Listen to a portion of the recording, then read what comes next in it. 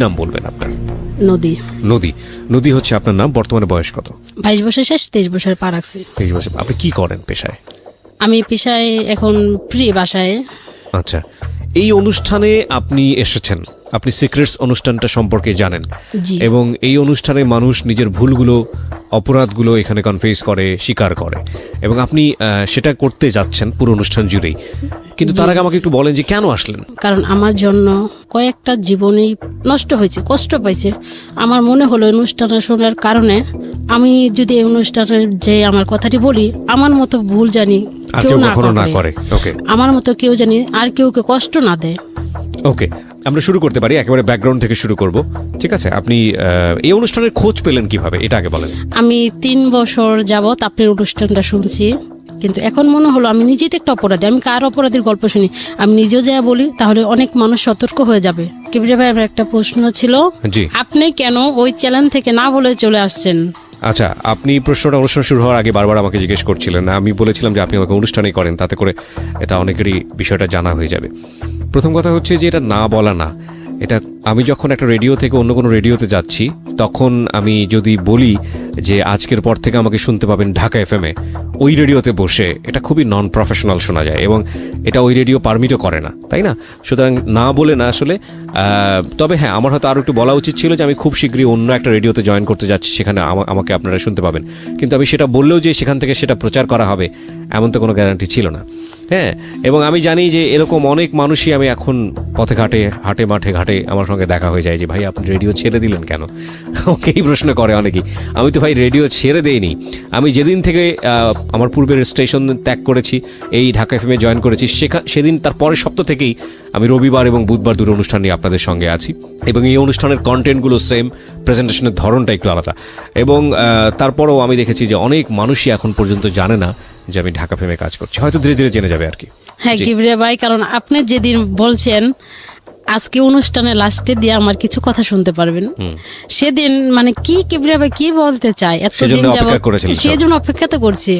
অপেক্ষা তো করার পরে দেখি সে আর চ্যানেলে থাকবে না। সে কোথায় যাবে, কি কারণে যাবে, কারণটা কি একটু তো জানাবে, না ফেসবুকে তো জানাবে। এর জন্য জানেন আমি অনেক কান্না করছি সেদিন রাত, আমার ঘুমেই হয়নি। কারণ আপনাকে আমি কখনো দেখিনি, আজকে আমার জীবনে প্রথম দেখা। তারপর আপনি কণ্ঠ শুনে আর আপনার ব্যবহার আচার এতটা ভালো, সেটা থ্যাংক ইউ। আমার সামনে বসে প্রশংসা করছেন, আমার কিছুটা বিব্রত লাগছে। Thank you very much. আপনাদের এই ভালোবাসা নিঃসন্দেহে সেটা আমার জন্য অনেক বড় পাওয়া, সৃষ্টিকর্তার কৃপা। আমরা মূল জায়গাটা থেকে শুরু করতে চাই। বুঝতে পেরেছি অনেকেই কষ্ট পেয়েছেন, কিন্তু ধীরে ধীরে খুঁজে পাবে আমাকে, আমি এটা বিশ্বাস করি। কারণ বাংলাদেশের লার্জেস্ট নেটওয়ার্ক হচ্ছে ঢাকা এফএম এর। সো টুডে অর টুমোরো সবাই এটা জানবে, খুঁজে পাবে। ওকে, নদী, একেবারে ব্যাকগ্রাউন্ড যেটা বোঝাচ্ছি যে আপনি যে আজকে যে জায়গাটায় এসে উপনীত হয়েছেন, এবং আপনি বুঝতে পারছেন যে আপনার যে ভুলগুলো, অপরাধগুলো, সেই ভুল আর অপরাধের পেছনে তো একটা শক্তিশালী কারণ আছে। সেই ছোটবেলা থেকেই আমি শুরু করতে চাই যে কিভাবে আপনি ধীরে ধীরে এই জায়গাটায় এসছেন। আমার মা হেরা 3 ভাই, আমরা 3 বোন 2 ভাই। তখন আমার বড় বোন হলো, তারপরে আমি হলাম, তারপরে আমার আরেকটা বোন হলো। এই কারণে আমার আম্মু আমার ছোট খালাম্মার কাছে আমাকে দিয়ে দিল। দিয়ে দেওয়ার কারণে তখন আমার খালাম্মার শুধু নতুন বিয়ে হয়েছে, আমি শুনছি বড় হয়ে, তখন তার কোনো ছেলে মেয়ে ছিল না, তার হাজবেন্ড দেশের বাইরে থাকতো। এই জন্য আমার ছোট খালাম্মা আমাকে নিয়ে নিল।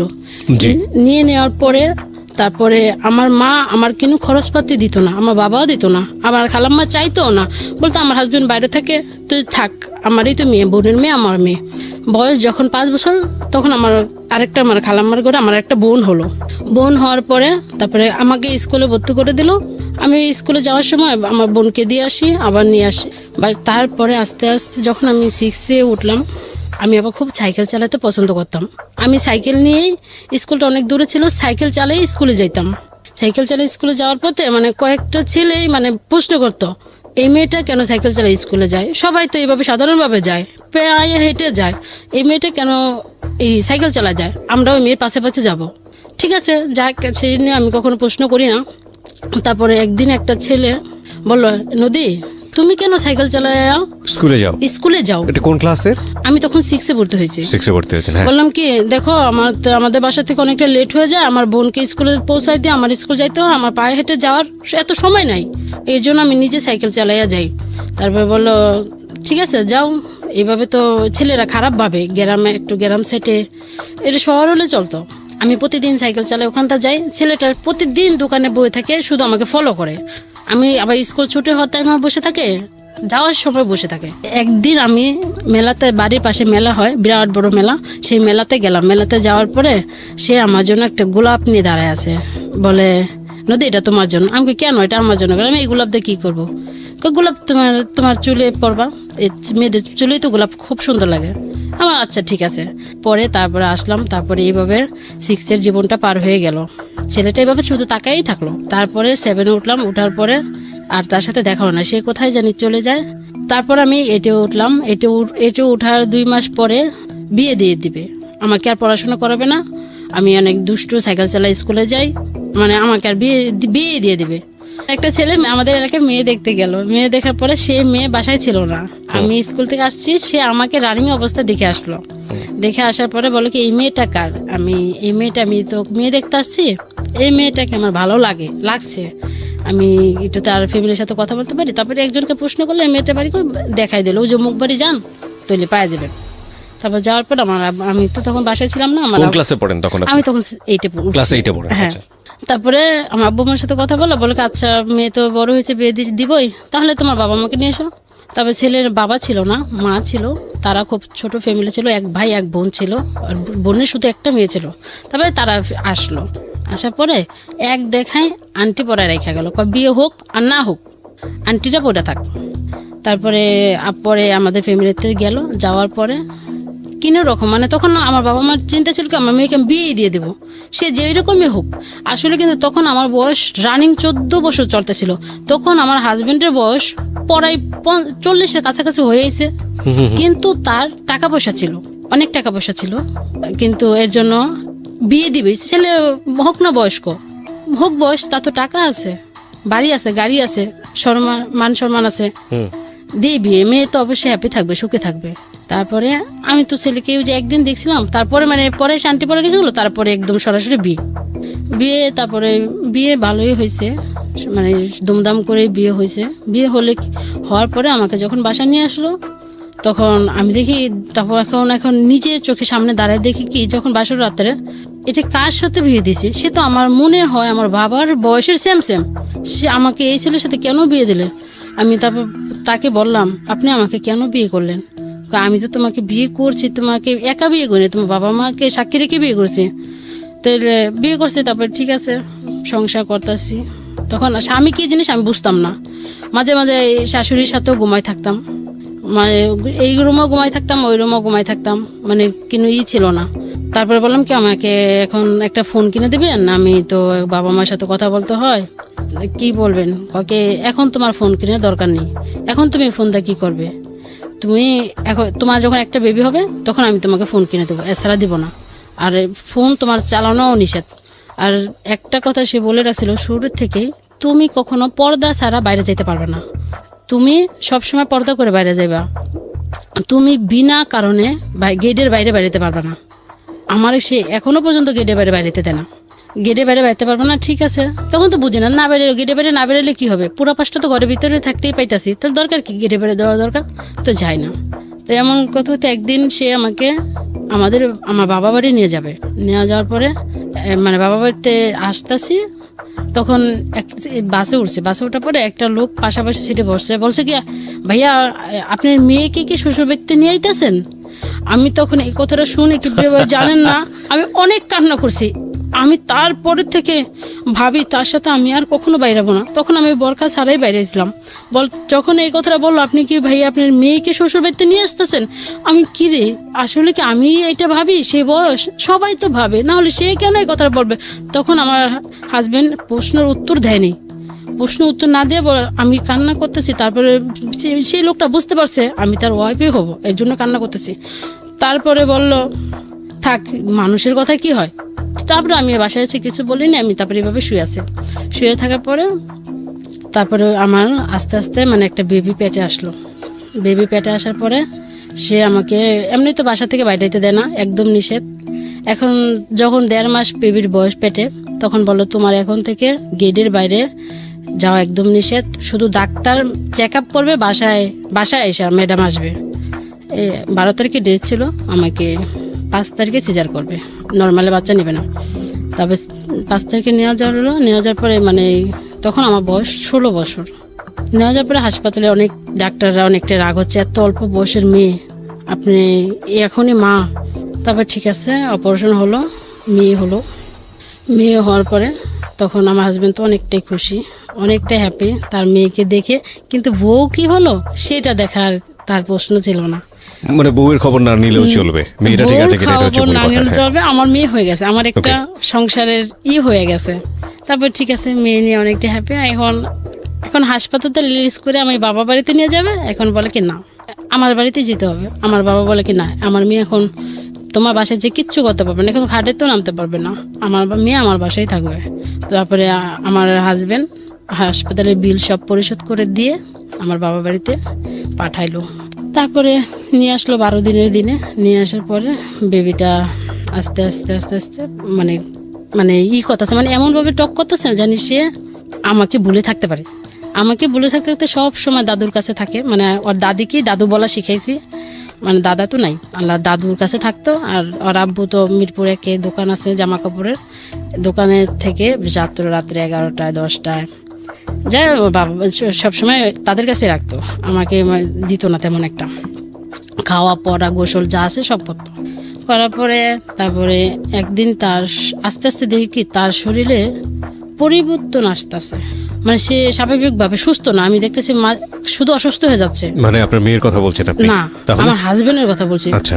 মানে সে সেখান থেকে কি অসুস্থ হয়ে যাচ্ছে, মানে যখন আমি স্বামী কি জিনিস বুঝতাম না, মানে সে তখন একটু আগ্রহ ছিল। যখন আমি বুঝতে চেষ্টা করলাম সে আমার স্বামী, তাকে দিয়ে আমার সবটাই দরকার, তখন সে আস্তে আস্তে তো দুর্বল হয়ে গেল। দুর্বল হওয়ার তারপরে থেকে আস্তে আস্তে কিবরে ভাই মানে সে আলাদা রুমে থাকা শুরু করলো। এটা বিয়ের কতদিন পরে? বাচ্চাটা হওয়ার 6-7 মাস পর থেকে। আচ্ছা, বাচ্চাটা হলো কত বছর পরে? বাচ্চাটা বিয়ে 3 বছর পরে হয়েছে। 3 বছর পরে হয়েছে, তার মানে 3.5 বছর 4 বছর পর্যন্ত আপনাদের রিলেশনশিপ একরকম ছিল, ভালোই বলা যেতে পারে। মানে একরকম না, মানে তখন আমি স্বামী কি জিনিস তখন আপনি বুঝতেন না, কিন্তু মানে যা স্বাভাবিক চলতো। আচ্ছা, কিন্তু তারপরে যখন আপনি বোঝা শুরু করলেন, যখন আমি সেই সময়টাতে সে আলাদা রুমে থাকা শুরু করলো, তাই বলতে চাচ্ছেন? আচ্ছা, ওকে, আমরা এখানে একটা বিরতি নেব প্রিয় শ্রোতা, ছোট্ট একটা বিরতি। আজকে যেই সিক্রেটসটা এখানে রিভিল হচ্ছে সেটা একটা মানুষের ব্যক্তি জীবনের গল্প, কিন্তু এটা আমাদের সমাজে কিন্তু এই ঘটনা একক না, খুব বেশি রেয়ার না। এই ভদ্রমহিলা কত বড় ভুল করেছে বা কত সিক্রেটস আজকে এখানে রিভিল করবে সেটার ব্যাকগ্রাউন্ডে রয়েছে আমরা। ছোট্ট একটা বিরতির পর আমরা আবারও ফিরবো মাত্র সিক্রেটসে। আপনারা শুনছেন ঢাকা FM 90.4। এই অনুষ্ঠান চলাকালীন সময় আমাদের ইউটিউবে আপলোড হচ্ছে, আপনি চাইলে ইউটিউবে চলে আসতে পারেন এবং অবশ্যই আমাদের চ্যানেলটি সাবস্ক্রাইব করতে ভুল করবেন না। সাবস্ক্রাইব করার পর পাশের বেল বাটনটি অন করে দেবেন, তাহলে আপনার সেলফোনে আপনি জানতে পারবেন আমরা কখন কখন নতুন কন্টেন্ট আপলোড করছি। আমাদের ইউটিউবের ঠিকানা হচ্ছে www.youtube.com/DFM904। আমি আবারও বলছি youtube.com/DFM904। প্লিজ সাবস্ক্রাইব করবেন। প্রিয় শ্রোতা, আপনাদের অসংখ্য অনুরোধে, চাপাচাপিতে এবং জোর করাতে একটা বিশেষ অনুরোধ আমাকে রাখতে হচ্ছে। সেটা হলো, বেশ কিছুদিন আগে বইয়ের ব্যাপারে আমি একটা অফার দিয়েছিলাম যে বইটি যদি আপনি প্রিয় মানুষকে উপহার দিতে চান এবং তাকে যদি আমার পক্ষ থেকে কিছু লিখে দিতে চান, তাহলে সেই সুযোগটি থাকছে। মাত্র 2 দিনের জন্য অফারটি দেবার পর অসংখ্য অনুরোধ আসে এবং এরপর অফারটি বন্ধ হয়ে যায়।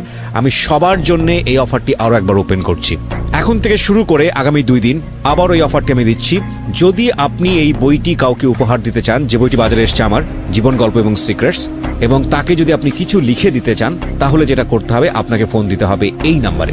নাম্বারটি হচ্ছে 0963871771। আমি আবারও বলছি 09638771771।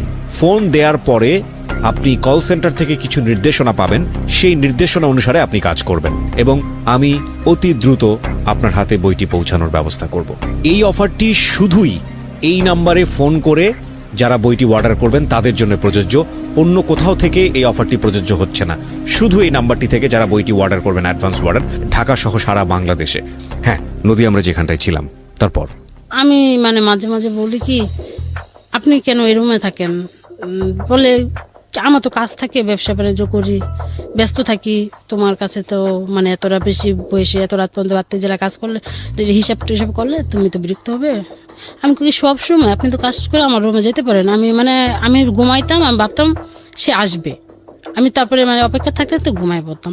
এখন দেখি কি রাত পাটে সকাল হয়ে গেছে, এখনো সে আসেনি, ওই রুমেই শুয়ে পড়ছে। তারপরে শুয়ে থাকার পরে তারপরে একদিন আমি নিজের থেকে ওই রুমে গেলাম। ওই রুমে যাওয়ার পরে আমি বলছি আমি এখন আপনার কাছে কিছু চাই। এখন তুমি কি চাও? আমি আপনি স্থির হয়ে যা যেতে পারি তাই চাই। কয় সরি আমি এখন দিতে পারবো না। দিতে পারবেন না কারণটা কি? আমি এখন সন্দেহ ঢুকলো, সে কেন এমনটা করে, কেন একটা স্বাভাবিক ছেলে তো এমনটা করবে না। আমার বেবি হয়েছে দেখে আমার কাছে আসে না, না কি কারণটা কি আমি এখন জানবো। আরো মানুষও তো বেবি হয়, তার হাজবেন্ড কি তাকে রেখে চলে যায়? তারপরে এখন দেখি মানে সে এখন বাসাও আসে লেট করে, মানে ভাবে আমি এখন যদি তাড়াতাড়ি বাসা যাই সে তো অবশ্যই আমাকে এই প্রশ্নটা করবে, আমার কাছে আসতে যাবে, এই জন্য সে লেট করে বাসায় ফিরত। হ্যাঁ মানে আগে আসতে 9টা 10টা অথবা 10:30। এখন দেখি 12টা 1টা এমন হচ্ছে 2টো বেজে যায়।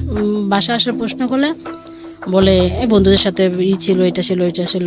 তাহলে দেখি এখন সে আমাকে কিন্তু সময় দিচ্ছে না। এমন সময় একটা বিয়ের প্রোগ্রাম পড়লো, নাচ করতে পারি বিয়ের অনুষ্ঠানে, মানে আর কেউকে দাওয়াত না করলো, মানে বিশেষ করে আমাকে দাওয়াত করবে, মানে কারণ আপনি কি নাচানাচি করবেন। ওকে, ওদিন বিয়েতে তো গেছি, মানে বাচ্চা তখন এই 9-10 মাস হবে। মানে আমার শাশুড়ি বাবা ভালো ছিল, বলতে আচ্ছা ঠিক আছে তুমি যাও, বাচ্চা তো পিঠে খায়, বাচ্চা আমি দেখে রাখছি। আমি দেখে রাখছি, যাও। মানে আমরা মানে একটা বিয়ে হলে সবকিছু আলাদা করে কিনে নিই, যে ধরেন আজকে এই বিয়েতে জামদানি পরবো, মানে সবাই এক কোয়ালিটি জামদানি, মানে ওই রকম সবাই। আমার শাশুড়ি আবার টাকা দিল, বল আচ্ছা ঠিক আছে নিয়ে আসো। নিয়ে আসলাম, তারপরে আমরা পার্লারে সেজে প্রোগ্রামে যাওয়ার পরে সেরকম পরে আমার হাজবেন্ড কিন্তু যায়নি। তারপরে তো গায়ে হলুদ গেল, তারপর তো বরযাত্রী, মানে হিন্দুদের বিয়ে তো রাত্রে হয়, তাহলে আমাদের এখানে 11টা থেকে 12 সাবার পোড়াবাড়ি বিয়ে। জি, তারপরে আমাদের মিরপুর থেকে যেতে তো বেশি সময় লাগে না, 12টার দিকে গেল, 3টা লগ্নে বিয়ে, তো 1টা বাজে পৌঁছাই যাবো। তারপরে আমার হাজবেন্ড বরযাত্রীতেও যাবে না, কিন্তু আমাকে যেতে হবে, কিন্তু আমারও এনজয় করতে ভালো লাগে, আমিও যাই, থাকি সবসময় তো মন মোটা হয়ে থাকি, চলে যাই মজা করি। তারপরে যখন আমি সাভারে গেলাম পোড়াবাড়ি যেতে, আমি এখানে থামিয়ে আপনাকে একটা প্রশ্ন করতে চাই। ইন দ্য মিন টাইম আপনি আপনার, যেহেতু এটা একটা বেসিক নিড মানুষের জীবনে, আপনি আপনার হাজবেন্ডকে কোনো ভালো ডাক্তার দেখিয়েছেন, বা সে নিজে কোনো ডাক্তার দেখিয়েছে, বা আপনি তাকে বলেছেন যে তোমার যে শারীরিক সমস্যা আছে সেটা নিয়ে তোমার ডাক্তার কাছে যাওয়া উচিত? হ্যাঁ, কিভাবে আমি ডাক্তার দেখাইছি ওই সময়টাতে বিয়ে বাড়ির ঘটনার আগে দেখাইছি। আচ্ছা, দেখানোর পরে ডাক্তার বলছে সব কিছুরই একটা শেষ আছে, মানে আপনার হাজবেন্ড বিয়ে করছে লেট করে ঠিক আছে, কিন্তু আগে বাইরে সময় কাটাইছে, এই কারণে এই জিনিসটা হয়ে গেছে। বাইরে সময় কাটিয়েছে মানে হচ্ছে মানে বাইরে অন্য মেয়েদের সঙ্গে তার সম্পর্ক ছিল। জি জি। ওকে, যেটা বুঝতে পারছি যে ডাক্তার যেটা বললো যে এটা আসলে ট্রিটমেন্টে গেলেও এটা কিওর হওয়ার মতো ব্যাপার নেই, না ঠিক হবে না। ওকে ঠিক আছে, বলুন তারপরে যে বিয়েতে গেলাম, তারপরে তখন আমার একটা পার্সোনাল সিম ছিল, মাত্র 2-3 দিন আগে। হঠাৎ একদিন মানে ওই রাত্রেই চিটাগাং থেকে একটা ফোন আসলো রং নাম্বারে। তারপরে আমি খেয়াল করতে পারলাম না, 1 আসলো না 2 আসলো। তারপর বললাম কি আপনি কোনটায় ফোন দিয়েছে? বললো কি 22-এ ফোন দিয়েছে। আমি কি এই নাম্বারটা আপনি কোথায় পেলেন? বললো কি মন থেকে নিয়েছি। মন থেকে নিয়েছেন কেন? নিলাম মন থেকে, মানে ওই ছেলেটা মন থেকে নাম্বারটা নিজের থেকে, মনটাকে মানে ছেলের মন থেকে, ও আচ্ছা আচ্ছা, নিজের মন থেকে অজান্তেই টিপে বের করেছে। হ্যাঁ, ইচ্ছা করে নাম্বারটা বানায় আমার ফোনে কল আসছে। যদি কোনো ছেলে হয় আমি বন্ধু করব, আর যদি কোনো মেয়ে হয় আমি প্রেম করব। ওই কি রিয়া স্বাভাবিক কথা কেন বলেন? তারপরে বিয়ে হলো। বিয়েতে মানে ছেলেটা তখন অনেক ফোন দিচ্ছিল, মানে আমিও কথা বলছিলাম। তারপরে আমি ভাবি থাকি একটু ফান করি, মজা করি, একটা বিয়েতে আসছি এমনি তো মজা, আরো মজা করি। তারপরে ওই বিয়েতে মানে বিয়ে হতেছে, তারপর মাঝে যখন ভিডিও আসে তখন ফোনটা আমি রেখে দিই, মানে রাইনা থেকে রেখে দিই। তারপর বিয়ে হলো। বিয়ে হওয়ার পরে তখন ভিডিও ক্যাসেট বাইরেছে, তখন দেখে আমার অনেক নাচ, সবার নাচের তো আমার নাচের বেশি। তখন আমার হাজবেন্ডকে মানে তারা আবার কিছু নাচ ভিডিও করে রাখছিল ফোনে, ওইটি ফেসবুকে ছাড়ছে। আমার হাজবেন্ডের সাথে ফ্রেন্ডশিপ তো চলে আসছে। তারপর বলে দেখো তুমি বিয়েতে যে এমন করে নাচো, তোমার তো পর্দা ছাড়া বাইরে যাওয়া নিষেধ। আপনি নিষেধ করছেন ঠিক আছে, এতে বাড়ি ঘরে বিয়ে যেতেই হবে, আর তো আমার বাবার বাড়ি এলাকা না, আপনার এলাকায়। তারপরে বললে ঠিক আছে আর কখনো কিন্তু বিয়ের প্রোগ্রামে যেতে পারবে না। আমি বললাম এখন আমি আপনার কথা আমি আর রাখতে পারবো না, আপনি আমাকে কোনো দিক দিয়ে হ্যাপি করতে পারতেছেন না, আপনি কোনো কি দিতে তোমাকে হ্যাপি করতে পারতেছি না, টাকা পয়সা যা লাগে সবই তো দিতেছি, আমাকে দিলে কি হবে, আমি তো নিজে অসুস্থভাবে বসবাস করতেছি। তখন মাথায় বুদ্ধি আসলো, এইভাবে একা জীবনের থেকে কারোর সাথে বন্ধুত্ব করে জীবন কাটানো ভালো হবে। আমার সময়টা তো কাটবে, আমার মনটা তো ভালো থাকবে। একা একা জীবন মনে হয় চলবে না। কিন্তু এই যে কথাটা আপনি বললেন, এখানে আমার কিছু জিনিস জানার আছে। একটা যেটা হচ্ছে যে আপনার হাজবেন্ডের একটা বড় সমস্যা ছিল, সেটা ঠিক আছে, কিন্তু এছাড়া বাকি যে দায়িত্বগুলো পালন করা উচিত, আপনাকে একটু সময় দেয়া কিংবা অন্যান্য কাজে সহযোগিতা করা, আপনাকে প্রায়োরিটি দেওয়া বিভিন্ন কাজে, এগুলো সে করতো ঠিক মতো? জি না, কি এগুলো সে করতো না? না না, মানে সকালে 8টার দিকে দোকানে যেত, সকালেও বাইরে খাইতো, দুপুরেও বাইরে খেতো, শুধু রাত্রে মাঝে মাঝে রাত্রে বাসায় খেতো, না 3 বেলায় সে বাইরে খেতো। তার মানে আপনার সঙ্গে দেখা শুধু ওই রাতের সময়টুকু, তাও হতো না কারণ সে অন্য রুমে থাকতো? হ্যাঁ, স্বপ্নের মতো। কত সময় যদি স্বপ্নের মতো জাগনা পেতাম তাহলে দেখতে হতো, না তো হতো না। আমি আবার মানে অপেক্ষা করতে করতে। মেয়েটা কোথায় থাকতো? আপনার কাছেই থাকতো? না, মেয়েটা তার দাদুর কাছে। দাদুর কাছে থাকতো। তার মানে আপনার সারাদিন একা কিভাবে কাটতো? শুধু একা একা থাকতাম, কাজের মেয়ে এসে কাজ করে যেত। ব্যাকগ্রাউন্ডে ভালো করে শুনবেন। স্টোরিগুলোকে যারা এন্টারটেইনমেন্টের জায়গা থেকে নিচ্ছেন, তাদের জন্য আমাদের সরি বলা ছাড়া আসলে কিছু বলার নেই। কারণ এই গল্পটা শুনছেন হয়তো মজার জায়গাটা থেকে অনেকেই, আপনার জীবনেও এমন ঘটনা ঘটতে পারে, সাবধান হন। এবং সবসময় একটা কথা বলি, যে ভয়াবহ বিষয়গুলো এই সিক্রেটস অনুষ্ঠানে উঠে আসে, সেগুলো শুধু সেই সব মানুষদের জন্য না, যাতে করে আপনার জীবনে না ঘটে সেই জন্যে। সুতরাং আমাদের অনুষ্ঠানের নদীকে আঙ্গুল তুলবেন না, আপনি আঙ্গুলটা আপনি আপনার দিকে ঘোরান, যাতে করে আপনার জীবনটা নদীর মতো না হয়, প্লিজ। সো এই স্টোরিগুলোকে কেউ এন্টারটেইনমেন্টের জায়গা থেকে নেবেন না। এই জন্য আমাদের সিক্রেটসের ট্যাগলাইনটা হচ্ছে সামথিং বিয়ন্ড এন্টারটেইনমেন্ট। এন্টারটেইনমেন্টের বাইরের কোনো কিছু, এন্টারটেইনমেন্টের চেয়ে বেশি কোনো কিছু, যেটা আসলে শুধু এন্টারটেইনমেন্ট বললে কম বলা হয়। বলুন, তারপরে কি হলো? মানে বিয়ে থেকে আসার পরে মানে সেদিন তো সারা রাত জাগনা ছিলাম, তারপর বাসায় এসে সকালবেলা ঘুম। এবং আপনি মেন্টালি একটা প্রিপারেশন নিয়ে ফেলেছেন যে আপনি কারোর সাথে ফ্রেন্ডশিপ করবেন। হ্যাঁ, কারোর সাথে ফ্রেন্ডশিপ করবো, একটা বন্ধুত্ব করি, সে তো ঢাকার বাইরে, শুধু নেক্সট টাইম শুধু কথা, এছাড়া কিছুই না।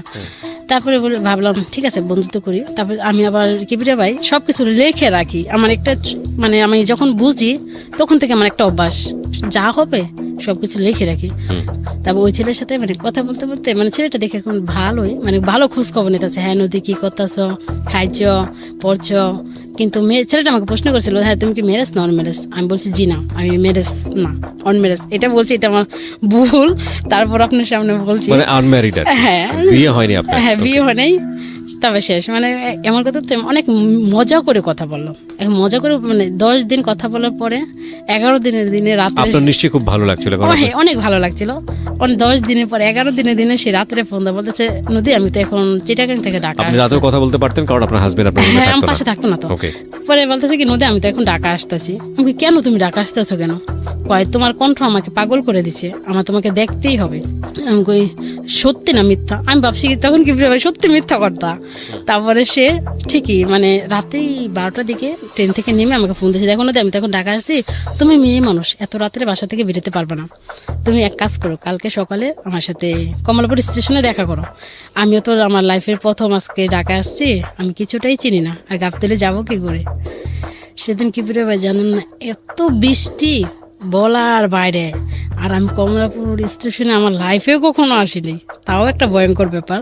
তো আমার হাজবেন্ড তো বাসায় না, দোকানে। তখন আমার শাশুড়ি মাকে বললাম কি মা। ছেলেটার নাম কি ছিল? রাকিব। রাকিব। ওকে। কিন্তু আমি সবসময় আমার ছদ্ম নামই দিতাম, কখনো আসল নাম দিতাম না। নদী নামই বলতেন? হ্যাঁ, এখনো পর্যন্ত নদী নামই আছে। আচ্ছা ঠিক আছে, বলেন। আল্লাহ বলতো কি আচ্ছা নদী তাহলে আমাকে কি দেখো, মানে সকাল হয়ে গেছে, পরে ফোন দিতেছে, আমি তখন বৃষ্টিতে ভিজতেছি।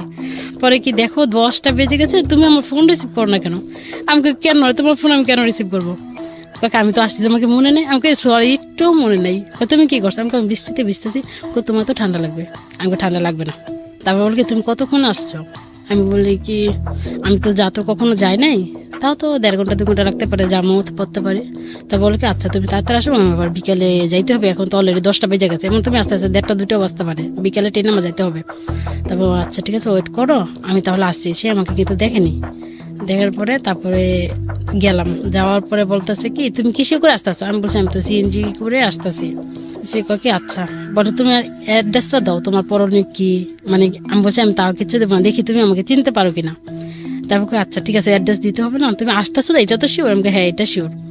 তারপরে বলে তারপর আমি যখন সিএনজিতে নাইমে ভাড়া দিচ্ছি তখন আমাকে সে ফোন দেয়, বলে তোমার মাথায় কি লালন না? আমাকে কি হ্যাঁ, এটাই নদী? আমাকে হ্যাঁ। পরে গেলাম, আর একটা ফ্রেন্ডকে নিয়ে আসছিল, এই কথা বললাম, কথা বলে মানে হোটেলে খাইলাম, বিলটা আমিই দিলাম। ওদেরকে দিতে দিলাম, কারণ এত দূর থেকে আসতে চিটাগাং থেকে। সম্পর্কটা কি ছিল আপনার এই মানে সম্পর্কে তার সাথে যে বললাম না, শুধু প্রেমের অভিনয়। মানে অভিনয় তো আমরা বুঝতে পারছি, কিন্তু তখন পর্যন্ত ও কি জানতো যে আপনি ওকে লাভ করেন, ভালোবাসেন? হ্যাঁ, সে তখন ভাবতো কি, বলে কি নদী এখন তো আমি তোমাকে দেখছি, তুমি তো আমাকে দেখছো, তোমাকে এখন আমার অপছন্দ। আমি তো ভাবি মনে মনে, আপনি তখনও কথা দেননি না নাকি? আমি ঠিক বুঝতে পারছি না, মানে ছেলেটা কি জানতো যে আমি তাকে ভালোবেসি, তাকে বিয়ে করব? এটা ছেলেটা জানতো? হ্যাঁ, এর জন্য সে ঢাকাতে আর আসছে। আপনার জায়গা থেকে বিষয়টা ছিল টাইম পাস? হ্যাঁ, আমার জায়গা থেকে বিষয় ছিল টাইম পাস, কারণ আমার হাজবেন্ড আমাকে সময় দেয় না। এক্স্যাক্টলি। আপনি ছেলেটার নাম কি বলছিলেন? রাকিব। রাকিব। তারপরে বলো কি, দেখো নদী তুমি তো আমাকে এখন দেখছো, এখন কি আমাকে অপছন্দ হয়? আমি বললাম কি না, পছন্দ তো হয়। তোমার কি আমার অপছন্দ হয়? কি না, তোমাকে তো মাথায় করে রাখবো, যাতে আমি তোমাকে ভালোবাসি। তারপরে আমি বললাম কাকে, চলো তোমাকে আমি এখনই নিয়ে যাবো। আমাকে না, এটা তো কিভাবেই সম্ভব না, আমি তো এখন বাসা থেকে কিছুটাই বলিনি। তাহলে তোমাকে আমার বাবা মা অনেকটাই করবে, থানা পুলিশ করবে, তোমার অনেকটাই ঘাবড়ে যাবে। তারপর বলে কি, তাহলে কি করবো? আমাকে যাই তোমার বাবা মাকে নিয়ে এসো। তারপর বলো কি, সত্যি বলতেছো? তুমি তো পর হয়ে যাবে না? আমি বললাম কি না, আমি পর হব না, তুমি যাও। তারপর সে আমাকে আরেকটা সিএনজি করে উঠায় দিল। আমি সরাসরি মিরপুরে চলে আসলাম। চলে আসার পরে ওই গেল, যাওয়ার পরে আমি পরের দিনকে ফোন দেওয়া, বলে কি তুমি ঠিক মতো পৌঁছাইছো? বলছে হ্যাঁ আমি ঠিক মতো পৌঁছাইছি, আমি বিকালবেলা আম্মুর সাথে কথা বলবো তোমার ব্যাপারে। আমি আচ্ছা ঠিক আছে বলো। আমার কাছে তাও মজা লাগতেছে, ওর আম্মুর সাথে সিরিয়াস ভাবে আলাপ করবো, আমার কাছে মজা লাগতেছে। তারপর এখন দেখি ওর আম্মু বলে কি থাক বাবা, তুই তো চিটাগাঙ্গের ছেলে, আর মেয়ে তো ঢাকায় মেয়ে, আমাদের এখানে গ্রাম সাইড, ওই মেয়ে কিছু করতে পারবে না। আমাকেও সে আবার এটা বলে, দেখো নদী তুমি দেখো আমাদের বাড়িতে গরু আছে, এটা আছে ওইটা আছে, মাটির ঘর, থাকতে পারবে? আমাকে তুমি যদি যেখানে রাখো আমি সেখানেই থাকতে পারবো। অনেকটা মজা লাগতেছে। তারপরে দেখি সিরিয়াস, এখন বলতেছে তার মাকে নিয়ে শুক্রবার দিন ঢাকাতে, মানে আমাদের বাড়িতে আসবে। তারপরে শুক্রবার দিন আসবে শিওর, বলে তোমার বাবা মাকে বলে রাখো আমি আসবো, তোমার বাবা মা যদি না দেয় আমি তোমাকে তুলে নিয়ে আসবো, তুমি তো রাজি? আমি বললাম হ্যাঁ আমি রাজি, তুমি এসো। তারপরে তুলে নিয়ে আসবো। তারপরে দেখি সিরিয়াস আসবে, সবকিছু গুছাই নিছে, ওর মা বাবা বড় ভাই আসবে। তখন রাকিব চলে আসবে? হ্যাঁ, রাকিব চলে আসবে আমাকে নেওয়ার জন্য, অথবা যে কোনো একটা করার জন্য। আপনার বাড়িতে আসবে আর কি, মানে কি বলে এটাকে, বিয়ের দাওয়াত, কি বলে বিয়ের দাওয়াত, সম্বন্ধ নিয়ে আসবে, প্রস্তাব নিয়ে আসবে। হ্যাঁ। তারপরে আমি বৃহস্পতিবার দিন রাত্রে ওর সাথে কিছুক্ষণ কথা বলে একদম সিমটাই বন্ধ করে দিলাম, ওই জন্য আমার কিনার খোঁজ খবরই না পায়। কতদিনের সম্পর্ক? মাত্র 17 দিন হয়েছিল। মাত্র 17 দিনের মধ্যে এরকম সিরিয়াস হয়ে গেছে? হ্যাঁ, কিন্তু আমার কণ্ঠ ভালো ছিল, আমি এখনো পর্যন্ত ছেলেদেরকে পটাইতে মনে হয় 1 মিনিটও লাগে না। আপনি দিনরাত 24 ঘন্টা রকিবের সঙ্গে কথা বলতেন? ওই 17 দিন, 24 ঘন্টা না, ধরেন 24 ঘন্টা আমি যে 4 থেকে 5 ঘন্টা সময় ওরা দিতাম। এই প্রতিদিন 4 থেকে 5 ঘন্টা? হ্যাঁ। এই পর্যায়ে আমরা একটা বিরতি নেব, বিরতির পর আবারও ফিরে আসবো সিক্রেটসে। আপনারা যারা আমাদের এই অনুষ্ঠানে কান পেতে আছেন তাদের প্রতি কৃতজ্ঞতা। যারা এই অনুষ্ঠানটিতে অংশগ্রহণ করতে চান নিজের জীবনের সিক্রেটসগুলো নিয়ে মানুষকে সংশোধন করবার জন্য, আপনার মতো ভুল যাতে না করে সেই আহ্বানটি সবাইকে করবার জন্য তারা চলে আসতে পারেন।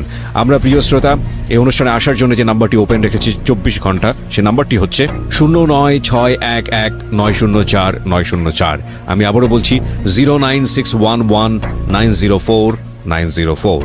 ফিরছি 2 মিনিট পর। বিরতির পর আরো একবার স্বাগত জানাচ্ছি সিক্রেটসে। আপনারা শুনছেন ঢাকা FM 90.4। এই অনুষ্ঠান চলাকালীন সময় আমাদের ইউটিউবে আপলোড হচ্ছে, আপনি চাইলে ইউটিউবে চলে আসতে পারেন এবং অবশ্যই আমাদের চ্যানেলটি সাবস্ক্রাইব করতে ভুল করবেন না। সাবস্ক্রাইব করার পর পাশের বেল বাটনটি অন করে দেবেন, তাহলে আপনার সেলফোনে আপনি জানতে পারবেন আমরা কখন নতুন কন্টেন্ট আপলোড করছি। আমাদের ইউটিউবের ঠিকানা হচ্ছে www.youtube.com/DFM904। আমি আবারও বলছি youtube.com/DFM904। প্লিজ সাবস্ক্রাইব করবেন। প্রিয় শ্রোতা, আপনাদের অসংখ্য অনুরোধে, চাপাচাপিতে এবং জোর করাতে একটা বিশেষ অনুরোধ আমাকে রাখতে হচ্ছে। সেটা হলো, বেশ কিছুদিন আগে বইয়ের ব্যাপারে আমি একটা অফার দিয়েছিলাম যে বইটি যদি আপনি প্রিয় মানুষকে উপহার দিতে চান এবং তাকে যদি আমার পক্ষ থেকে কিছু লিখে দিতে চান, তাহলে সেই সুযোগটি থাকছে। মাত্র 2 দিনের জন্য অফারটি দেবার পর অসংখ্য অনুরোধ আসে এবং এরপর অফারটি বন্ধ হয়ে যায়। আমি সবার জন্য এই অফারটি আরও একবার ওপেন করছি। এখন থেকে শুরু করে আগামী 2 দিন আবার ওই অফারটি আমি দিচ্ছি। যদি আপনি এই বইটি কাউকে উপহার দিতে চান, যে বইটি বাজারে এসছে আমার, জীবন গল্প এবং সিক্রেটস, এবং তাকে যদি আপনি কিছু লিখে দিতে চান, তাহলে যেটা করতে হবে, আপনাকে ফোন দিতে হবে এই নাম্বারে। নাম্বারটি হচ্ছে 09638771771। আমি আবারও বলছি 09638771771। ফোন দেওয়ার পরে আপনি কল সেন্টার থেকে কিছু নির্দেশনা পাবেন, সেই নির্দেশনা অনুসারে আপনি কাজ করবেন এবং আমি অতি দ্রুত আপনার হাতে বইটি পৌঁছানোর ব্যবস্থা করব। এই অফারটি শুধুই এই নাম্বারে ফোন করে যারা বইটি অর্ডার করবেন তাদের জন্য প্রযোজ্য, অন্য কোথাও থেকে এই অফারটি প্রযোজ্য হচ্ছে না। শুধু এই নাম্বারটি থেকে যারা বইটি অর্ডার করবেন, অ্যাডভান্স অর্ডার, ঢাকা সহ সারা বাংলাদেশে। হ্যাঁ নদী, আমরা যেখানটায় ছিলাম তারপরে ওই তো মানে হয় আমাকে অনেক বিশ্রাইছে, আমি তখন এতটা ফিল করিনি। রাকিব শেষের পরে মানে আমার বাবা বাড়িতে আমাকে যেতে দিছে। এখন কিছুদিন আমার ভাই অসুস্থ ছিল, তারপরে এই জন্য আমাকে যেতে দিচ্ছে আমার হাজবেন্ড, মানে 2 মাস থাকতে পারবো। তখন আমাদের বাড়িতে আবার কাজ করতেছিল, ছাদ জ্বালাই দিব। তখন আমার আব্বু বলতেছে, মানে একটা ড্রাইভারের নাম্বার বলতেছে, এই নাম্বারটা আমি বলি, তুমি একটু এই নাম্বারটা লিখে দাও। তা আমি বলছি খাতায় না লিখে আমার ফোনে সেভ করে ফেলাইছিলাম। তো কতদিন পরে আব্বুর নাম্বারটা দিচ্ছি, সঙ্গে সঙ্গে দেওয়ার পরে মানে নাম্বারটা তো আমার ফোনে ছিলই। তারপরে আমি ওর একটা মিস দিলাম, মিস দেওয়ার সঙ্গে সঙ্গে ওই ব্যাগ দিল।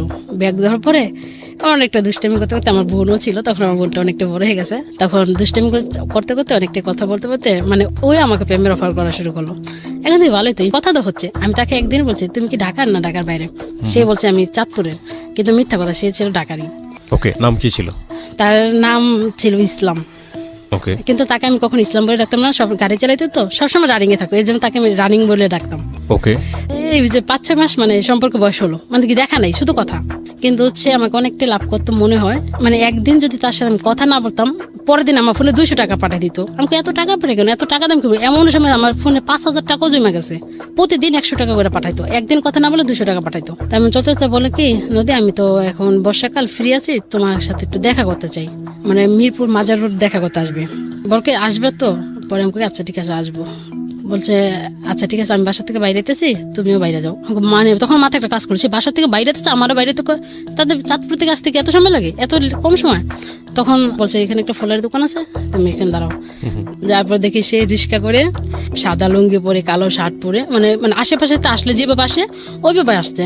এখন দেখি সে মানে তার সাথে আমার সম্পর্ক হয়েছে, এটা আমি বিশ্বাসই করতে পারি না। সে এত সুন্দর, এত স্মার্ট, এত বিশ্বাস করতে পারি না। তারপরে সেদিন অনেক সময় চটবাটের দিক দিয়ে রিক্সা করে ঘুরছি, 500 টাকা রিক্সা ভাড়া নিচে। ঘোরার পরে এই ছেলেটা কত নাম্বার ছিল? 2 নাম্বার। 2 নাম্বার। ওকে, ঘোরার পরে আল্লাহ বললো কি আচ্ছা ঠিক আছে, এখন বাসায় চলে যাও, অন্য এক সময় দেখা হবে না। পরে আমি ওই বাসায় যাওয়ার পরে আমি ওকে প্রশ্ন করলাম, সত্যি করে বলো তুমি কোথা থেকে আসছো, আর তোমার বাসাটা খুব চিনা চিনা লাগে। আমি আগেও বলছি, এখনো বলি। বলে কি আচ্ছা বললে তো তুমি যাবে না, তুমি তো মানে ঢাকায় মেয়ের ছেলের সাথে কখনো কথা বলতে চাও না, আমাদের বাড়ি তোমাদের এলাকার আশেপাশে বৈলাপুরে, তার থেকে তো আমার কাটতে হবে। সেই জন্য এলাকার এমন আছে, আজকে দেখা করছে, কালকে এমন আছে, কথা বলতে বলতে বলতে পারে আমি তোমাকে নিয়ে এমন এক জায়গায় যাবো। আমার তখন এটা পছন্দ হয়নি। তারপর আস্তে আস্তে তাকেও ব্লক করলাম। ব্লক করার পরে ওই বিভিন্ন নাম্বার ফোন দেয়। তারপর যা সিমটাই বন্ধ করে দিলাম। সিমটা বন্ধ করার পরে এমন করে 2টা সিম হয়ে গেল। আমি 6-7 মাস পরে ওইটা বন্ধ করে আবার নতুন করে সিমটা, ওই আগে সিমটা ওপেন করছি। খোলার সাথে 3-4 দিন পরে সে আমাকে ফোন দিছে, রাখিবি দেখুন কি নদী তোমার ফোন বন্ধ কেন, তোমার কি হয়েছে? আমাকে দেখ রে ভাই, আমার অবস্থা না খুবই খারাপ ছিল রে ভাই, ফোনটা হারিয়ে গেছে, সিমটা হারিয়ে গেছে, আর উঠাইতে পারিনি, এই জন্য তোর সাথে আমার দেখা হয়নি, কথা হয় নাই। আচ্ছা এখন তুমি কেমন আছো? আমাকে এখন আমি ভালো আছি। কাকি এখন আমি আসি, তোমাকে বিয়ে করবো তো, আমি তো এখনো তোমার জন্য পাগল আছি। আমি তুমি বিয়ে করবি? আমার তো বিয়ে হয়ে গেছে। এটা আপনি বললেন? মানে এটা বললেন এই কারণে যাতে করে সম্পর্কটা শেষ হয়ে যায় আর না আগায় সামনের দিকে। তারপরে ওর মানে ওই একটা হোটেলে জব করতো, স্টাফ ছিল, আর ওর একটা মামা ছিল। মামা কি মানে সমান বয়সে 2-1 বছর বড় ছোট হতে পারে, মানে হোটেলের ম্যানেজার ছিল। মানে ওই অনেক মেয়েদের সাথে অনেক দুষ্টামি করে দেখে, আর মানে ওর ফোনটা মামার কাছে জমা রাখতো। তা মাঝে মাঝে আমিও ফোন দিলে আল্লাহ মামা রিসিভ করে বলতো কি আচ্ছা আপনি পরে ফোন দেন, আমি ওই আসলাম বলবো। তারপরে মামার সাথে 2-1 দিন কথা বললাম। মামা তারপরে আমার নাম্বারটা মামার ফোনে সেভ করে নিল, আমি বুঝতেও পারিনি। এক সময় মামা আমাকে কয়েক মাস পরে ফোন দিল। ফোন দেওয়া বলো কি তুমি কি নদী? আমাকে হ্যাঁ আমি নদী। আমি কন্ট্রোশনে বুঝতে পারছি এটাই সেই মামা। আর তারপরে বুঝতে পারার পরে বলে কি আমি তোমাকে একটা কথা বলতে চাই। আমি কি? আমি না তোমাকে অনেক বেশি ভালোবাসি, আমি সেটা তোমাকে জানাইতে চাই। আমাকে কেন ভালোবাসবে? আমি আচ্ছা আমি ওই মামা ডাকতে থেকে আমিও মামা ডাকতাম। আমাকে ঠিক আছে, এটা পরে আমি আপনাকে উত্তরটা দেবো। সেদিন ছিল 5 তারিখ। বলে আচ্ছা তুমি আমাকে 6 তারিখে উত্তর দিবা। তারপরে আমি 6 তারিখে ভাবলাম আমি এখনো উত্তর বিশ্রাই পাইনি, 7 তারিখে দিব। তারপর ভাবলাম তার সাথে মজা করছি, তার মামার সাথে একটু মজা করি, টাইম পাস তো টাইম পাসই, আর সে তো ঢাকার বাইরে। তারপর সেই মামার সাথে কথা বলতে বলতে 7 তারিখে বললাম হ্যাঁ বলার পরে তারপরে কথা চলছি। আবার এই 3-4 ঘন্টা কথা চলছে। কথা চলার পরে মামা একদিন বলকে আমি তো তোমাকে সম্পর্ক করছি, আমি তোমাকে বিয়ে করব। আমি বলি, কিভাবে বিয়ে করবে? ফোনে বিয়ে করবো। ফোনে বিয়ে করবে কিভাবে? ফোনে কোন সময় বিয়ে হয়? তুমি তো আমাকে দেখলো না। ওকে, আমি তোমাকে দেখি নাই, তোমার কণ্ঠ শুনে আমি তোমাকে ভালোবাসি। তুমি আমাকে ফেসবুক আইডিতে ঢুকে আমাকে দেখো। আমি চাবো না তুমি আমাকে ফ্রেন্ডশিপ পাঠাও না, শুধু আইডিতে ঢুকে আমাকে দেখো। তারপরে ঠিকই আমি তাকে দেখলাম, দেখি কি আছে মোটামুটি ভালো। আমাকে থাক, দেখছি তো ছেলে হলে হয়েছে। মানে আপনার ভিতরে একটা পৈশাসিক আনন্দ হচ্ছিল তখন আর কি, ছেলে ultimately। হলে হয়েছে, যেমনই ছেলে হলে হয়েছে। তারপরে 15 তারিখে বলে আমি একটা মাজারে যাবো, সেদিন ছিল শুক্রবার। আমি একটা মাজার যাবো, মাজারে যেয়ে আমি যা যা বলবো তুমি মানে হ্যাঁ বলবে। আমি কাছে ঠিক আছে, মানে মাজারে গেল, যাওয়ার পরে বিয়ে যেভাবে হয় ওইভাবে মানে বলতেছিল। তারপর লাস্টে বলে কি আচ্ছা তুমি কবুল বলো। তারপর 3-3 বার কবুল। আমি এমনি মজা করে বললাম, আমি তো মজা ফান।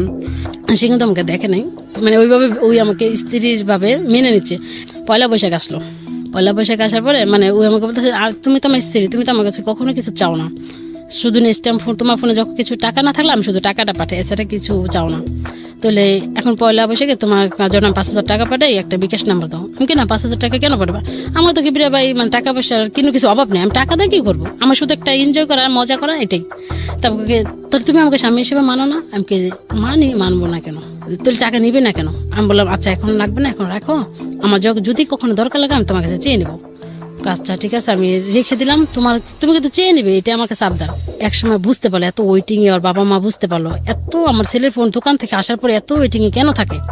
মানে ওর বাবা মা ওর জানার আমতেই একটা মেয়ে ঠিক করে রাখলো। ওর মার অসুস্থর কথা বলে ওকে বাসায় নিয়ে গেল। বাসায় নিয়ে যেয়ে ওকে জোর করে বিয়ে করে দিল। পরে সে বাসর ঘর থেকে বউ রেখে আবার রিটার্ন চিটাগাং চলে আসলো। তারপর বাবা মা তো বিস্তারিত আছে, আমার ছেলে কই গেল। পরে ও যেদিন আসছে আইসে আমাকে ফোন দিছে, কি তুমি কোনো টেনশন করছো? আমি হ্যাঁ, আমি তো অনেক টেনশন করছি। আমি তুমি ঠিক আছো? আমি তো ঠিক নাই। কেন? আমাকে কেন, কি হয়েছে? কি জানো, আমার জীবনে একটা দুর্ঘটনা ঘটছে। কি হয়েছে? আমার বাবা মা আমাকে বিয়ে করে দিছে।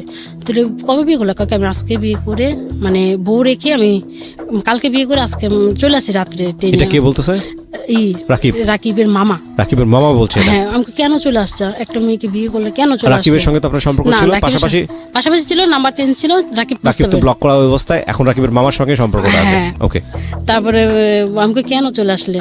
তাহলে তুমি যাও, মানে তারপরে বাবা মাকে ফোন দেয়। তারপরে মেয়ে কি আর এইভাবে থাকবে এই বাড়িতে? তারপর মেয়ে বাবা বাড়িতে চলে গেছে। মানে এমন করে আবার ঈদ চলে আসছে, রোজার ঈদ চলে আসার পরে তারপর বলে কি দেখো কি বলো, আমি কি বাসায় যাবো? আমাকে বাসায় যাবে না কেন? যাও। কি আচ্ছা ঠিক আছে যাই। কিন্তু যাওয়ার পরও মেয়ের সাথে কিন্তু নাই। তারপর তখন একটা করে এলো, মানে ওর মেয়ের গার্জেন বললো কি বলছে বলে, তুমি আমার মেয়েকে বিয়ে করছো, তাহলে এইভাবে রেখে চলে গেলে কেন? এইভাবে কি আমার মেয়ে থাকবে? আপনাদের মেয়েকে বিয়ে করার আগে কি আমাকে প্রশ্ন করছিলেন? যদি না থাকে নিয়ে যান। তারপরে তখন মেয়ের কাবিন ছিল 5 লাখ টাকা। তখন বলো কি সারাসারি করতে হলে 3 লাখ টাকা দিতে হবে। তবে সে বললো আমাকে 2 থেকে 3 মাসের সময় দেন, আমি 3 লাখ টাকা দিয়ে আমি ডিভোর্স পেপার পাঠিয়ে দেবো। আমি তখন ভাবি সে মেয়েটার জীবনটা কেন সে নষ্ট করবে? আমারটা তো টাইম পাস, আমি তো রিয়েল না। তখন আমি মনে মনে এই কথাটা ভাবতেছি আর মানে তার থেকে একটু মানে সরতেও চেষ্টা করতেছি, দেখি তার থেকে একটু সরতে পারি কিনা। বলে কি আমি এখন চিটাগাং থেকে কক্সবাজার ট্রান্সফার হয়ে যাব, আমি তোমাকে নিয়ে ওখানে নিয়ে থাকবো। মানে আবার না বলে কষ্ট পাবে, কারণ তাকে তো আমিও এখন একটু ভালোবাসতে শুরু করছি। তারপরে বলি আচ্ছা ঠিক আছে, যেটা ভালো পাবে সেটাই করো। তারপরে এই সময় আরেকটা ছেলে চিটাগাং থেকে এই একইভাবে শুধু রং নাম্বার আবারও ফোন আসছে। ফোন আসার পরে মানে আবার সে মেসেজ করছিল প্লিজ কল মি, মানে কলটা ব্যাক করতে বলছিল। তারপরের দিন আমি ব্যাক দিয়েছি, ব্যাক দেওয়ার পরে দিয়ে একটা ছেলে মানে চিটাগাং ভাষায় কথা বলো তো আমি বুঝতে পারি না, কি বলে না বলে কিছুই বুঝি না। তারপরে মানে কথা বলতে 1 সপ্তাহ মতো কথা বললাম। আমি এখন ভাবি কি থাক, ওকে তো আমার বলতে হবে, যে করেই হোক তাকে বলতে হবে। একদিন ছেলেটা অনেকটাই ভদ্র ছিল, সে মুরগির ব্যবসা করে। তারপরে সে 2টার দিকে মানে খাওয়া দিয়ে বাসাতে বাইরে আমাকে ফোন দিছে, মানে যাবে 4টার দিকে, মানে বাসা থেকে বাইরে আমাকে ফোন দিছে। ফোন দেওয়ার পরে কথা মানে বলতেছে। তারপর আমাকে আচ্ছা অনেক কথা তো শুনলাম, আমি আপনার সাথে একটা কথা বলতে চাই। কি কথা বলো? তারপরে বললাম আমি না আপনাকে ভালোবাসি। আপনি কি বলেন? হ্যাঁ বলেন অথবা না বলেন, যেগুলো একটা এখনই বলেন, তাহলে বলক মারবো। তারপরে বলে কি ঠিক আছে তুমি একটা কথা বলছো, আমি এটা এখন অ্যান্সার দিব না, দিব পরে। আমি কতক্ষণ পরে? দিব পরে, এইটাই। তারপরে মানে তারপরে তখন 2টার আরেকটা দিকে বলছি। তারপরে এমন করতে মানে কিছুক্ষণ পরে ফোন দেয়, কিন্তু আমাকে কি অ্যান্সার কি বলছি না এখন না পরে। তারপরে রাত 3টা বেজে গেল। তখন ছিল বুধবার, আপনার অনুষ্ঠান ছিল একটা পর্যন্ত আমার অবশ্যই জেগে থাকতে হবে। তারপর অনুষ্ঠান শোনার পরে আবার ফোন দিয়েছি, পরে বল কি আচ্ছা আমি আর 1-1.5 ঘন্টা লাগবে, ফ্রি হয়ে তোমাকে জানাবো। তারপরে ফ্রি হয়ে জানালো হ্যাঁ আমি তোমার অ্যান্সারে রাজি হওয়ার পরে তারপরে মানে এবার কথা চলতে আছে, ওর মাল শেষ হয়ে যায় 3টা 3:30, ওই বাসা যায় 6টায় 7টায়, মানে তখন পুরো কয়েক ঘন্টা আমাকে সময় দেওয়ার পরে মানে রাকিবের মামা আমাকে লক দিচ্ছে, তখন আমি না ঠিক আছে, আমি যেটা বুঝতে পারছি সেটা হচ্ছে যে আপনি চাচ্ছেন রাকিবের মামার বিয়ের সংসারটা ভেঙে না যাক, হ্যাঁ এবং এই জন্য আপনি মানে আস্তে আস্তে ওর জীবন থেকে সরে যেতে চাইতেছি, মানে যখন অন্য কারোর উপর ইনভলভ হচ্ছেন। হ্যাঁ ওকে, আমি ভাবছি তাকে আমি 3-4 ঘন্টা সময় দিলাম, এখন যদি আমি 2 ঘন্টা সময় দিই আমার আস্তে আস্তে ও কমে যাবে। এটা তো আপনার জন্য নেশার মতো হয়ে গেছে, হ্যাঁ, আপনার আমার কারো না জন্য কারোর সঙ্গে সেটা- কথা বলতেই হয়, হ্যাঁ না হলে আপনার ভালো লাগে না, রাইট? হ্যাঁ আমারও কথা বলতে হয়। Okay. তারপরে আমি তার লাইফ থেকে সরে যাব, অন্য কারো লাইফে যাই একটু এনজয় মজা করব।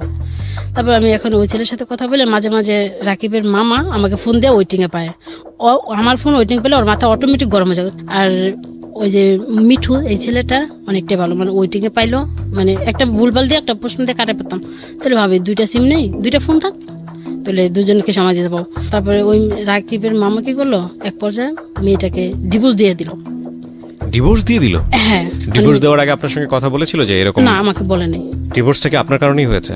আমি ভাবি মনে হয় আমার কারণেই হয়েছে, আমি তো যদি তাকে এমন করে ভালোবাসার অফার না করতাম, মানে এমন করে না জড়াইতাম, তাহলে তো মনে হয় ডিভোর্স তো হতো না। কিন্তু আপনার সঙ্গে জড়ানোর পরে তো সে বিয়ে করেছে, হ্যাঁ তাহলে সে বিয়ে কেন করলো? বিয়ে বাবা মা জোর করে করছে, যদি বলছে যদি বিয়ে না করস তাহলে আমি আর তোর বাবা মারা যাবো। ঠিক আছে এই জন্য ঠিক আছে, তো ডিভোর্স হয়ে গেল। হ্যাঁ, তারপরে মানে কথা বলতে মানে এক সময় দেখি কি মানে ওয়েটিং এ পাইলো, রাত বাজে 2টা, মানে ওই ছেলে ফোন দিছে, মিঠুও ফোন দিছে, রাসেলও ফোন দিতেছে, মানে ওয়েটিং এ পাওয়ার পরে বললাম কি আমার রাসেল তুমি এই মুহূর্তে কল দাও, মানে এই মুহূর্তে আর অডিও কল তো মানে হয় না। ওকে, পরে রাসেলটা হলো যার বউ ডিভোর্স হয়ে গেছে। রকিবের মামা, হ্যাঁ হ্যাঁ আর আরেকটা ছেলে যে মিঠু। রাসেল এবং মিঠুর দুজনের সঙ্গে আপনি চালিয়ে যাচ্ছেন। হ্যাঁ Okay. পরে বললাম কি তার আবার 2টা ফোন কিনলাম, তাহলে কথা কি মানে 2 হেডফোন দিয়ে 2জনই লাইনে রাখতাম, 2জনের সাথে একই কথা চালাই যাইতাম। মাঝে মাঝে কোনোটা রাগ করে আমাকে উল্টা পাল্টা কথা কমো, তাহলে একটা না একটা রাগ করে কাইটা দেবো, তাহলে একটার সাথে চালিয়ে যাও। এগুলো একটা গন্তব্যহীন একটা রিলেশনশিপ, এবং আপনার জায়গা থেকে যে শুধু টাইম পাস, মানে হ্যাঁ, কিন্তু আপনাকে তাদের কোম্পানি যাতে- দেওয়ার কেউ নাই, এটার উপর বেসিস করে আপনি ছেলেদের সাথে এই ধরনের মিথ্যা হ্যাঁ, অভিনয় করে time pass যাচ্ছেন। করতেছে। আচ্ছা, তো এই সম্পর্কের মধ্যে কি অনৈতিক, পুরো সম্পর্কটাই অনৈতিক? তারপরে জিজ্ঞেস করছি, আপনাদের মধ্যে ভার্চুয়ালি কোনো মানে ফোনের মাধ্যমে কোনো অনৈতিক সম্পর্ক তৈরি হতো কিনা? হ্যাঁ ওকে, ঠিক আছে, বলেন তারপর। তারপরে একদিন মিঠু বলতেছে দেখো নদী, তুমি তো আমাকে কখনো তোমার ইমো নাম্বারটা দিলা না, তোমার হাতে তো অ্যান্ড্রয়েড সেট আছে, তোমার ফেসবুক আইডি আমি পাইছি। আমাকে তুমি দেখো রে ফেসবুক আইডি করতে পাইলাম, আমি মনের টানে সব পাইতে পারি। কিন্তু আসলে সেটা ছিল মিথ্যা কথা, মানে আমার থেকে ফেসবুক আইডিটা নেওয়ার জন্য। তারপর আমি ফেসবুক আইডিটা দিলাম, ফেসবুকে ঢুকে বলো কি মাশাআল্লাহ তুমি তো একদম পাগল করা রূপ নিয়ে আমাকে পাগল করে দিয়েছো। তো কাকে ঠিক আছে তুমিও আমার আইডিতে। ওটা কি রিয়েল ছবি ছিল আইডিতে? হ্যাঁ রিয়েল ছবি ছিল। ওকে, আমরা এই ফাঁকে প্রিয় শ্রোতা আপনাকে- নদীর একটা ছবি আমরা আমাদের ফেসবুকে দেখাচ্ছি, স্টুডিও পিকচার যেটাকে বলে। আপনারা চাইলে ওনাকে দেখার জন্য আসতে পারেন। আমাদের ফেসবুকের ঠিকানা www.facebook.com/kibria.rj। আমি আবারও বলছি www.facebook.com/kebria.rj। পেজটি RJ কিবরিয়া নামে আছে, প্লিজ লাইক দিয়ে দেবেন।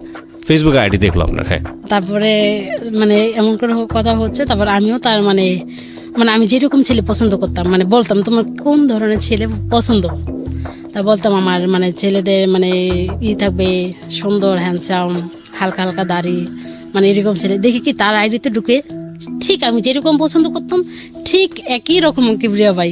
তারপরে বললাম কি তুমি তো একদম দেখার মতো ছেলে, পছন্দ হয়েছে? আমাকে হয়েছে তো। তারপর রাকিবের মামা মানে এমন করে তারপর এক সব পর্যায়ে বলো দেখো নদী আমি তোকে ডিভোর্স দিয়ে দিছি, তুমি কি বলো? তুমি আমাকে তো বললে না কেন ডিভোর্স দিলে কেন?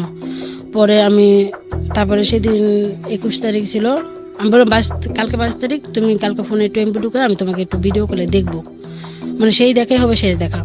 তো আচ্ছা দেখলাম, দেখার পরে বললাম কি তুমি আমাকে আর কখনো দেখতে পারবে না, আমি তোমার জীবন থেকে চলে যাবো সারা জীবনের জন্য।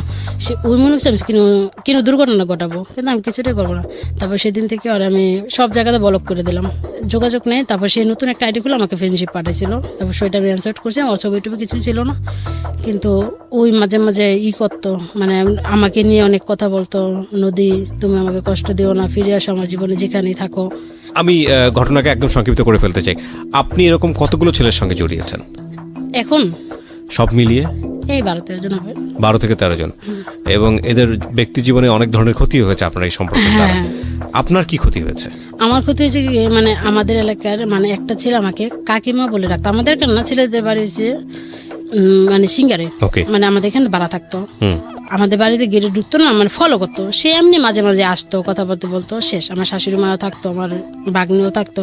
মানে সে আসতে আমাদের বাসায়। আসার পরে মানে আমার মেয়েটা তখন আমার কোলে ছিল, মানে 8টা বাজে তো, মানে ছোট মানে ঘুমায় যাবে, ঘুমাচ্ছে। তখন আমি ওরে শোয়া মানে ই করলাম, মানে মুসুরিটা টানাচ্ছি, মুসুরি টানা। সে মানে কয়েকটা সেলফি নিছে আমার, আমি জানি না সে কেন সেলফিটা নিছে, এমন নিছে। সেলফিটা নেওয়ার পরে মানে কিছু লোক মানে হঠাৎ করে, মানে মেয়েটা শোয়ার পর মানে ওরা হঠাৎ করে আমার রুমে ঢুকে পড়ছে। আমার শাশুড়ি ছিল, ভাগ্নি ছিল, ওরা ওই রুমে ছিল, আর ছেলেটা আমার রুমে ছিল।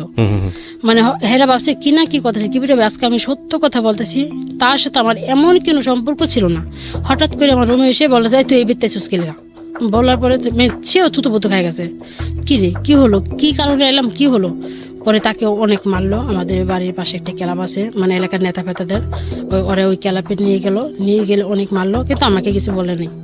তখন আমি বলছি আমাকে তোমরা কিচ্ছু করতে পারবে না, আমার হাজব্যান্ড আছে, তাকে তোমরা ফোন দানো, সে যদি আমাকে ছেড়ে দেয় তাহলে দিবে, তোমাদের বিচারে রায় যদি আমাকে ছেড়ে দেয় তাহলে দিবে, আর আমার হাজব্যান্ড যদি আমাকে নিয়ে খায় তাহলে তোমরা কিছু বলতে পারো না, আমার গায়ে একটা হাতও দিবে না।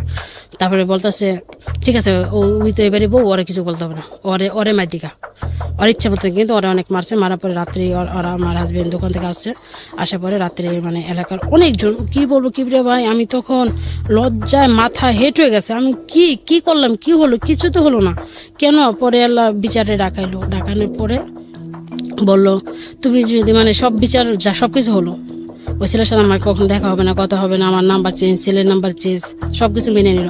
এখন বলতেছে তুমি যদি এই বউ নিয়ে খেতে চাও তাহলে তোমার 1 লক্ষ টাকা জরিমানা দিতে হবে, আজ না দিলে কালকে ভিত্তি দিতে হবে।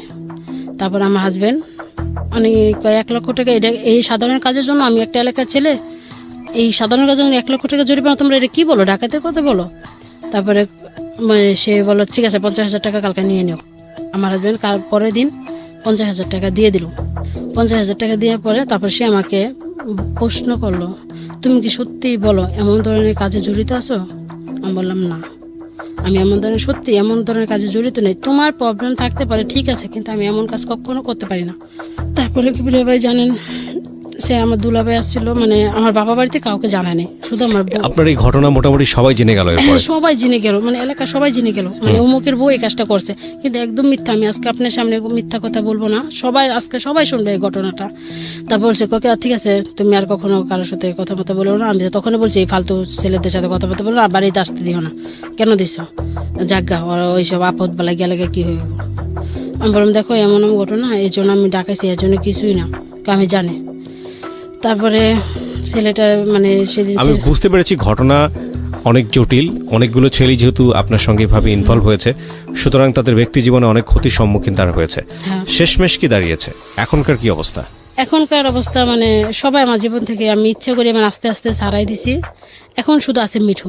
মানে আজকে আমি ওকে বলছি এমন ঘটনা আমি FM যা বলবো, তুমি প্লিজ আমার গল্পটা শুনো, মানে ওই শুনবে বলছে। শোনার পরে সম্পর্কটা শেষ হয়ে যাবে। আমি ভাবছি তো আপনি আমাকে একটা কথা বলেন, হাজবেন্ডের সমস্যার সমাধান কি হয়েছে? না, সমাধান হয়নি। তো হাজবেন্ডের এই সমস্যার সমাধান না হওয়ার প্রেক্ষাপটেই আপনি এমন একটা দিন শুরু করেছিলেন, এমন একটা জায়গাতে শুরু করেছিলেন মানুষের সাথে টাইম পাস করা। কেউ হয়তো বা সেটাতে হাজবেন্ডেরই দোষ ভাববে, কিন্তু আপনার হাজবেন্ড তো কারেকশন হয়নি। আপনি এতগুলো ছেলের সঙ্গে অনৈতিকভাবে জড়ালেন, সেটা ফোনের মাধ্যমে হোক আর যেভাবেই হোক না কেন, আপনি তো শেষমেশ সুখের দেখা পেলেন না। পেয়েছেন কি? না, মানে যেমনটা আছে মানে পুরা পাশটা সবই আছে, শুধু একটা অভাব, তার ভালোবাসা থেকে আমি বঞ্চিত। তো এই জিনিসটা যেহেতু আপনি অন্যায়ভাবে পেলেন না, তাহলে মানুষদেরকে আপনি কি সাজেশন দিবেন? আজকের অনুষ্ঠান থেকে কি বলার আছে যারা শুনছেন আমাদের এই সিক্রেটস? প্রথম কথা হলো কিন্তু বাবা মা জানে এমন বয়স্ক লোক দেখে অল্প বয়সের মেয়েদেরকে বিয়ে না দেয়। ওকে। দ্বিতীয় প্রশ্ন হলো আমার মতো করে জানি কিন্তু ছেলেদেরকে না ঠকায়। ওকে। তৃতীয় প্রশ্ন হলো, মিঠু তুমি আমাকে পারলে ক্ষমা করো, আমি জানি তুমি আমার গল্পটা শুনবে, তুমি এখনো তুমি লাইনে আছো, আমাকে ফোন দিচ্ছ, তোমার জি। ফোনটা রিসিভ করতে পারতাছি না, তুমি পারলে আমাকে ক্ষমা করে দিও। তুমি শপথ নিয়েছিলে তুমি মারা যাওয়া পর্যন্ত বিয়ে করবে না, তুমি আমাকে দেখে বিয়ে করতে রাজি হয়েছো। এবং কিবরিয়া ভাই আমি একশো পর্যায়ে বলে দিছি, দেখো আমার একটা বিয়ে হয়েছে, আমার একটা মেয়েও আছে। তারপরও সে রাজি। তারপরে বলে কি, আমার তো বয়স হয়েছে মোটামুটি অনেকটাই, 2 ভাই বিয়ে করছে, আমার বয়স হয়েছে, তাহলে আমি আমার ফ্যামিলি এক পর্যায়ে ফ্যামিলিকে বলে দিল কি, আমি ঢাকায় মেয়েকে বিয়ে করে ফেলেছি, আমার তো একটা বাচ্চাও হয়ে গেছে, তোমরা বকা সকা করবা দেখে আমি আমার বউ বাচ্চা বাসায় আনতে পারি না, তোমরা এখন কি বলো। তারপর এই কথা শুনে ওর মা ওকে অনেক অনেক আদর করে, বলে আচ্ছা ঠিক আছে বিয়ে জানি করছো, তাহলে তো বউ বাচ্চা আনতেই হবে। মানে এতটা বেশি অ্যাডভান্স হয়ে গেছে হ্যাঁ, শুধু তারপরে- ফোনে কথা শুনে। হ্যাঁ, Okay. তারপরে আমিও ওর ফ্যামিলির সাথে কথা প্রিয় বলতাম। শ্রোতা, আমরা এইখানে এন্ডিং মার্ক টানছি। আজকের এই স্টোরিটা অনেক বেশি ছোট ছিল, আপনারা নিশ্চয়ই জানেন। ছোট হওয়ার পেছনে একটা যুক্তিসঙ্গত কারণও আছে। নদীর সিক্রেটস এখানে শেষ হচ্ছে। ইনফ্যাক্ট এই স্টোরিটা আমরা আরো ইন ডিটেলে যেতে পারতাম, সেটা আমরা যাচ্ছি না এই কারণে যে বিষয়গুলো অনেক সময় রুচিসম্মত হবে না অনেকের কাছেই। আর আমরা আসলে মূল মেসেজটা আপনাদেরকে দেবার চেষ্টা করেছি। নদী যতটুকু বলেছে আমার মনে হয় মূল মেসেজটা অনেকখানি পরিষ্কার।